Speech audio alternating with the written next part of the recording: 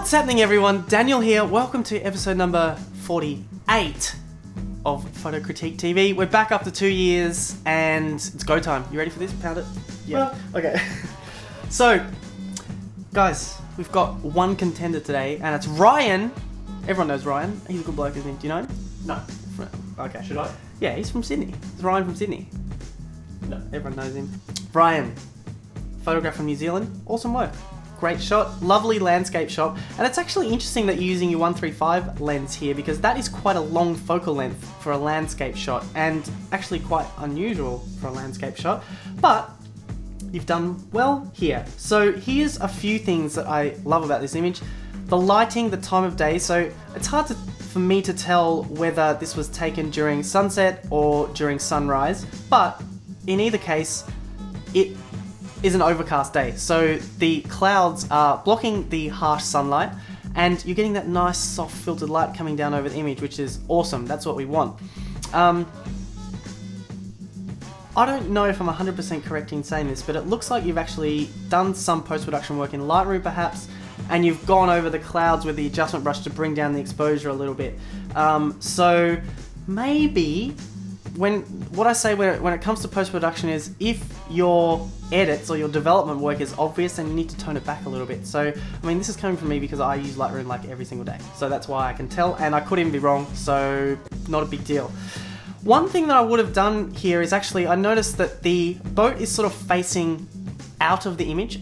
So when I look at that boat, my eye actually looks at where the boat's going and immediately goes out of that image. So when you're thinking about the subject and what the subject's doing, the placement of the subject, it would have been better if that boat was facing into the image so that instead of going straight away out of it, we're sort of drawn back into the photograph. So basically ask those guys to stop what they're doing and turn the boat around. That's exactly right. You just make a big deal out of yourself and get them to turn that boat around for you.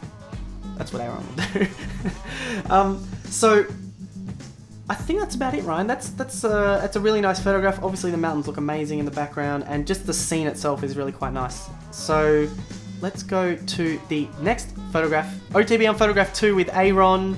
Doesn't sound quite right. It doesn't. How's life? Good. Do you feel good being back on the show doing nothing? No. Okay.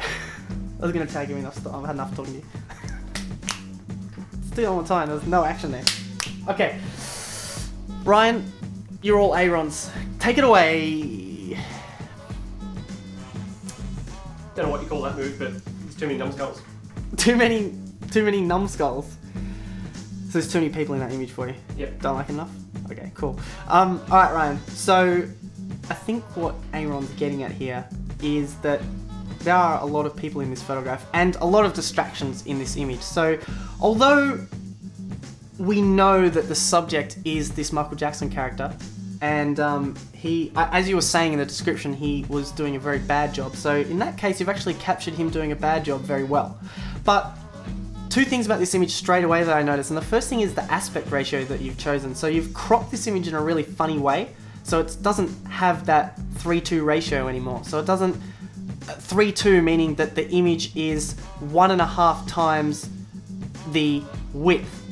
The width is 1.5 times the height, okay? And that's a standard size for pretty much every 35mm, not pretty much, every 35mm cameras. Every 8 crop sensor, full frame, it's all 3:2. So you want to maintain that aspect ratio when you're cropping stuff, okay? So I don't know what you're using to crop your images, but make sure you maintain that 3:2 ratio. Second thing is, there's a lot of distractions here and a lot of things are sort of cut off in this image, okay? So for example, straight away, the traffic light in the top right-hand corner, it's sort of half cut through the amber light. And what you could have done here is actually waited for that light to maybe go red so that the amber light wouldn't be in it. And when you look at this image as a whole, your eye actually goes to that amber light. You want your eye to go to the subject. So you want it to be focused on this Michael Jackson character rather than anything else. The microphone stand there is really quite distracting. And sort of the other people that are in the frame, they aren't really pleasantly placed, okay? So if you're using your 132 f2 lens, really dial down that f-stop value down to f2 and get in a bit closer to this Michael Jackson guy so that you can just include him in the photograph and with at f2, at that focal length, the background's going to be really nice and blurred out, okay? Or employ some crowd control and block off the street. That's it. Just get everyone involved to help you get the photo that you want, including that guy who can't dance very well. But I see what you're getting at here. It's kind of quite a journalistic shot. And one thing you've done well is sort of capture the moment with this guy. He does look kind of like... He does look uncle. I haven't heard that word in like 10 years.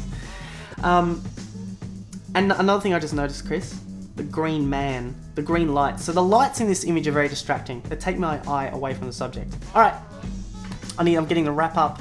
It's time to wrap it up.